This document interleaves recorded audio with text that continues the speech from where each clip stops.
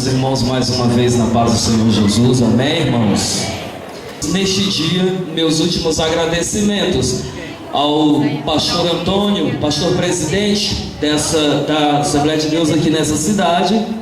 Tomara que eu não tenha feito nada errado aqui nesse povo, tomara que eu tenha falado tudo certinho, para eu voltar depois como eu voltei depois da primeira vez que eu vim aqui, não é? Então eu fico agradecido ao pastor pelo respeito, pela consideração, por ter liberado o púlpito em dias tão difíceis para que eu venha tão de longe para poder pregar a palavra de Deus. Agradeço também ao pastor Dias, que é o pastor congregacional de vocês, que cogitou o meu nome e, creio eu, com o consentimento de todos os irmãos dos departamentos, acabaram concordando para que eu estivesse aqui também nessa noite pregando nesses dias de festas de departamentos. Que o Senhor abençoe. Muito obrigado, está no meu coração, está guardado dentro do meu peito. Quero agradecer às irmãs do círculo de oração. Eu ganhei um lenço aqui, eu acho que elas viram que eu sou muito aqui. Pensaram, será que a gente dá R$1.000 por irmão ou dá um lenço? Alguém deve ter de dar um lenço para ele, porque ele soa muito e nunca tem um. Na verdade eu sempre tenho, mas só que nunca dá, nunca é suficiente, eu sempre esqueço, sou meio distraído. E aqui vem até, autografado, assinado com o meu nome, né? Quando vocês acessarem o YouTube por aí, que me verem nessas festas lojas aí, vai me ver sempre com esse lenço aqui, com essa toalhinha, amém? Também o irmão Paulo, que não está aqui. Cadê o Paulo? Marcelo voltou. Eu agradeço pela Bíblia. Vai ser um lenço e vai ser a Bíblia, que eu vou dar para todo canto agora com elas aqui, que todo mundo vai conhecer e vai lembrar. Vai falar, olha lá, aquela Renato está com conversa, aquele pregador, aquela toalhinha, aquela Bíblia o tempo todo que a gente trouxe de lá. Deus abençoe, irmão. Está no meu coração também. Agradeço, irmã. Realmente o uniforme, como a irmã falou, está bonito. Agradeço também os irmãos aqui do som, né? Muito obrigado, filho do pastor, com a câmera dele ali, sempre pegando os closes mais lindos aqui, né? Para me deixar maravilhoso, bonito. Depois a gente vai fazer em DVD e vai deixar com os irmãos aqui, para os irmãos lembrarem da festa maravilhosa que Deus nos deu. Amém, irmãos? Agradeço a todos os irmãos, irmão do teclado, que sempre me dá o fundo musical ali na hora certa. Tá tudo bonito, tá tudo perfeito aqui. Eu vou voltar para casa satisfeito. Tá certo que eu vou voltar para 45 graus e depois vou pegar 5 graus em Curitiba. E nessa rodada toda a gente acaba passando bem, passando mal, mas aqui eu só tenho passado bem. Agradeço os irmãos lá atrás, se estiverem me ouvindo na cozinha, né? Pela água, pela comida, pela alimentação esses dias também. Deus abençoe a todos os irmãos. Sejamos gratos a Deus por tudo que tem feito na sua vida, na minha vida, na nossa vida nesse dia de festa. Amém? Quantos glorificam o Senhor Jesus com graça, com glória? Pois abra a sua Bíblia aí no livro de Levítico, capítulo 14. Quantos encontraram Levítico 14, versículo 1? Digam amém. Então vamos saber que lei é essa. A lei do leproso. Um Deus santo, um povo santo. A lei da purificação do leproso. Disse o Senhor a Moisés: esta será a lei do leproso no dia da sua purificação. Começará assim: ele será levado ao sacerdote. Este sacerdote sairá fora do arraial e o examinará. Se a praga da lepra do leproso está curada, então o sacerdote ordenará que se tome para aquele que se houver de purificar 2 aves vivas e limpas, e pau de cedro, e estofo, carmesim e ísopo. Mandará também o sacerdote que se imole uma ave no vaso de barro sobre águas correntes.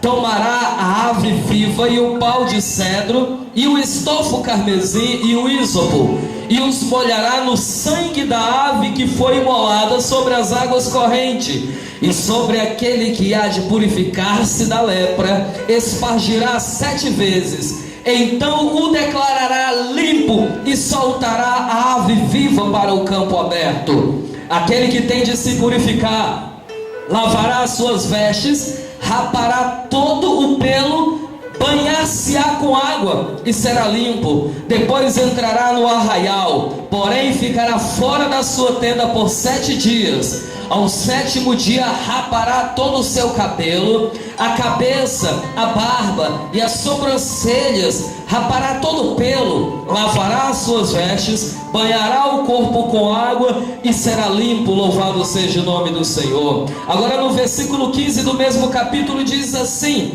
também tomará o sextário de azeite. Diga, o sacerdote pegará o vaso de azeite. O sacerdote pegará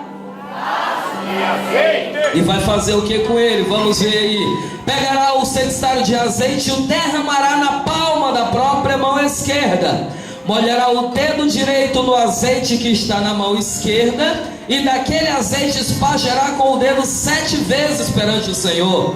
Do restante do azeite que está na mão, o sacerdote porá sobre a ponta da orelha direita daquele que tem de purificar-se, e sobre o polegar da sua mão direita, e sobre o polegar do seu pé direito, em cima do sangue da oferta pela culpa. O resto do azeite que está na mão do sacerdote colocará sobre a cabeça daquele que tem de purificar-se. Assim o Senhor fará expiação por ele perante o Senhor. Assim o sacerdote fará expiação perante o Senhor. Então o sacerdote fará oferta pelo pecado e fará expiação por aquele que tem de purificar-se da sua imundícia. Depois imolará o holocausto e oferecerá com a oferta de manjares sobre o altar. Assim o sacerdote fará expiação pelo homem, e este homem será limpo. Levante a mão assim para cima em nome do Senhor Jesus e diga para Deus: eu quero que a tua palavra penetre mais uma vez na minha alma, resolvendo as questões, Senhor Deus, pertinentes às minhas necessidades.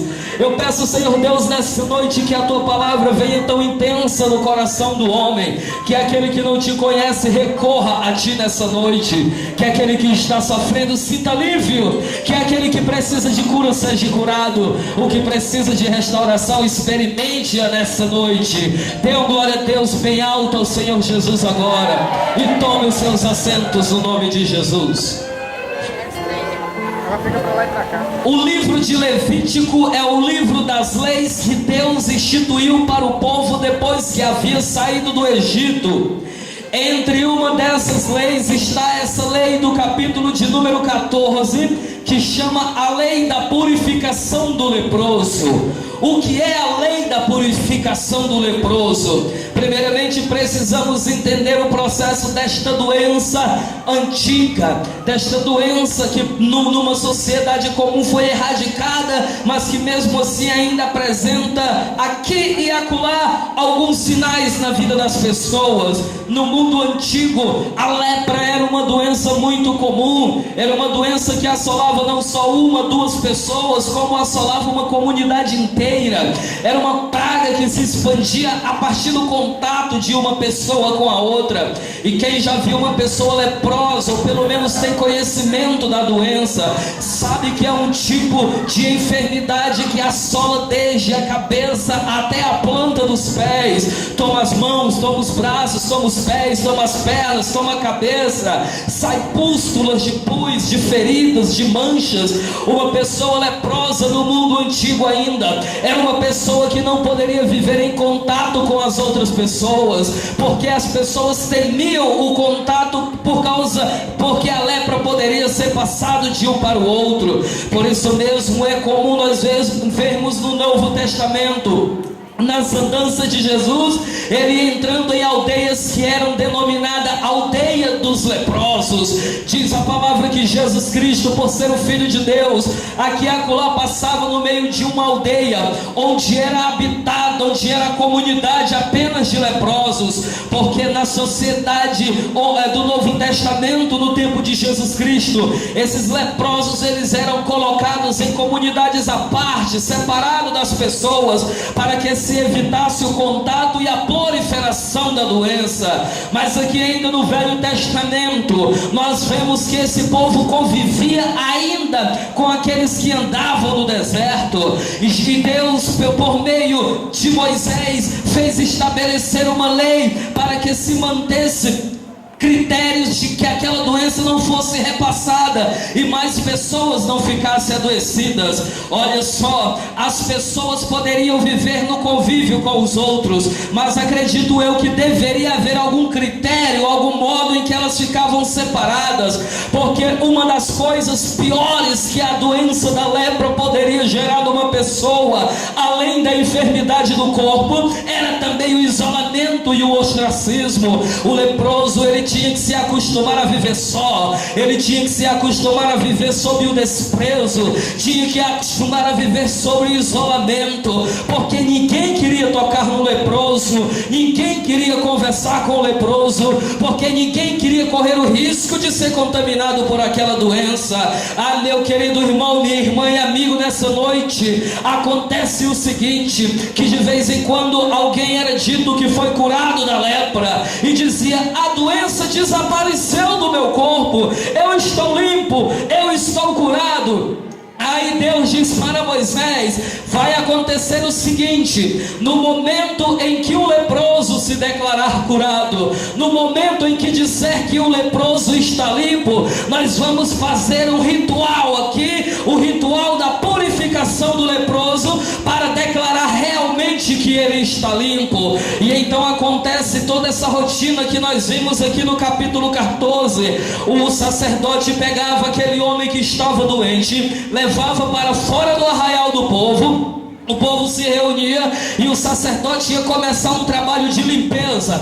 O trabalho começava assim: ele pegava 2 aves, uma dessas aves o sacerdote matava, e o sangue ele ia até as águas correntes com um pote de barro, e ele derramava o sangue ali dentro, para depois vir com um galho mais ou menos como isso aqui, um galho de ísopo, e ele ia lá, colocava no pote de barro com o sangue da ave, depois aspergia sobre o leproso, depois continuava outros rituais de colocar, tocar os dedos no sangue e sair colocando em determinadas partes do leproso, um ritual que nós já não